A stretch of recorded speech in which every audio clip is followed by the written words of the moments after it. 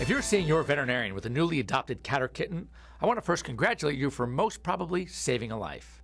Adopting a new cat can be very exciting. I should know, we just added number 4 to our feline crew. Sharing your home with a cat is great, but the first few days and nights can be a little trying for both you and your new friend.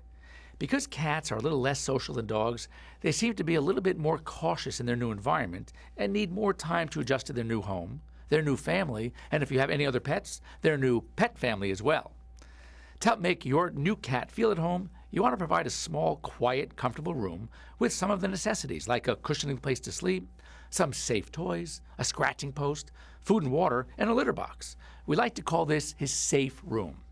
Until you're sure that he's litter box trained, I wouldn't recommend giving him the run of the house yet. A good way to help your cat use his litter box is to bring him to the box and place him inside so he can get used to the feel and the smell of the litter. Once he seems to feel safe and knows how to use his box, you can open the door to his room and gradually begin allowing him access to the rest of the house.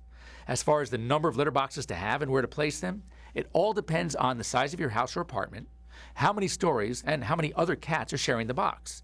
If your place is large, you should consider placing an additional litter box at a second location, and you should have at least one on every floor. As a general rule of thumb, you want to have one more box than the number of cats in the household. Now trust me, we can spend an entire office call discussing litter box issues, so try these basic guidelines first, and if you start having problems, call your veterinarian. What about food? At the beginning, I recommend you feed your new addition the same food he was being fed at the shelter or the rescue agency.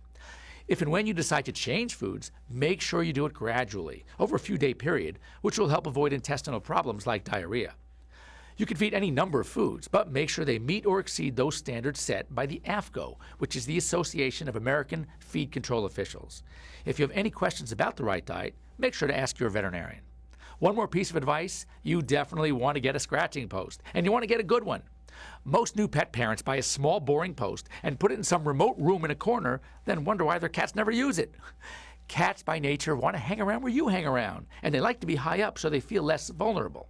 So you want to buy or make a nice tall post with an attractive surface and possibly with a small platform or a perch somewhere high up. And start by putting it somewhere prominent in the most popular room in the house. Then you can slowly move it to a more inconspicuous part of the room.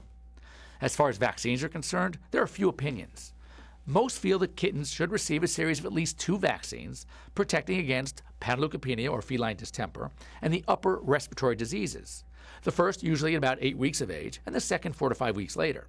Many veterinarians and cat fanciers are also now recommending a third vaccine 4 weeks later.